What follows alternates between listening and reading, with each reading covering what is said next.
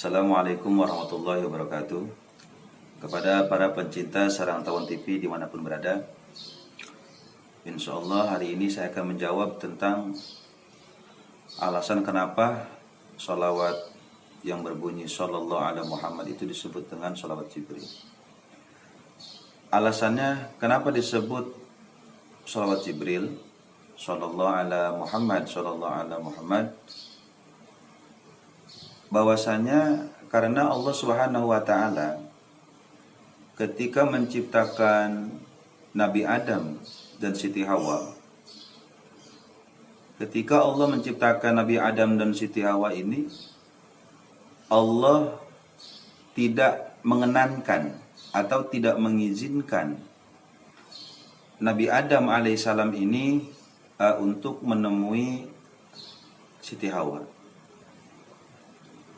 Lantaran ulama menjelaskan kenapa Nabi Adam tidak boleh menemui Siti Hawa. Alasannya karena Allah Subhanahu wa taala memintakan mahar agar Nabi Adam ini ketika ingin menemui Siti Hawa ini harus memberikan mahar. Nah, kemudian mahar apa yang dipinta? Maka Allah Subhanahu wa taala mengutus malaikat Jibril alaihissalam agar senantiasa mengajarkan sholawat kepada Rasulullah sallallahu alaihi wasallam yang berbunyi Sallallahu ala Muhammad, Sallallahu ala Muhammad. Sholawat inilah yang menjadi mahar agar Nabi Adam ini bisa menemui Siti Hawa dan menjadikan Siti Hawa ini sebagai pendampingnya.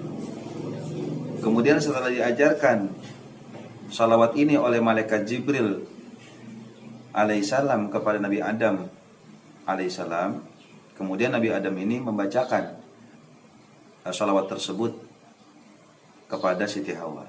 Jadi setelah diajarkan oleh malaikat Jibril Sallallahu ala Muhammad untuk mahar yang diberikan kepada Siti Hawa, kemudian Nabi Adam pun mengikutinya.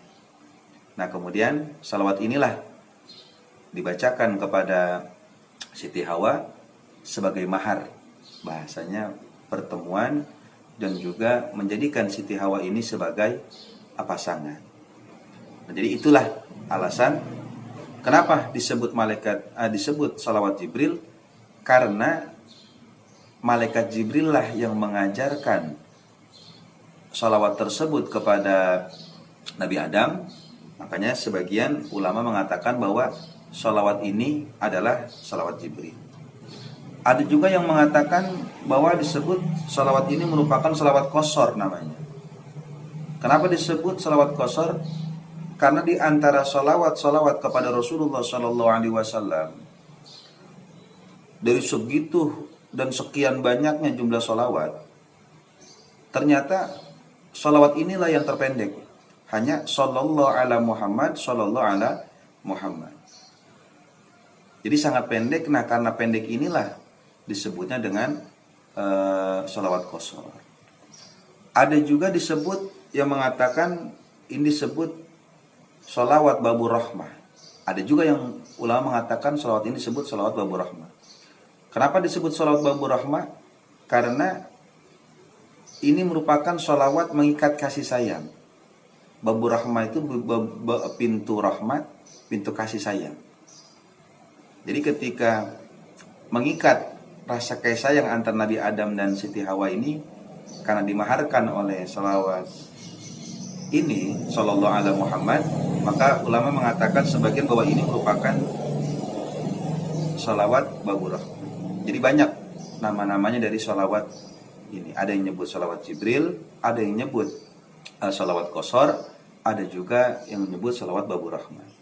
Tapi memang yang paling masyhur adalah disebut dengan salawat Jibril. Nah, fadilahnya luar biasa. Sallallahu ala Muhammad, Sallallahu ala Muhammad. Jadi ketika kita baca 100 kali ya salawat ini, maka Allah akan memberikan rasa kasih sayang kepada hati kita. Ya. Jadi manfaatnya luar biasa, manfaatnya sangat luar biasa, dan begitu luar biasa. Jadi kalau kita amalkan ini, maka kita pun akan mendapatkan sesuatu ketenangan, suatu ketentraman dalam hati kita.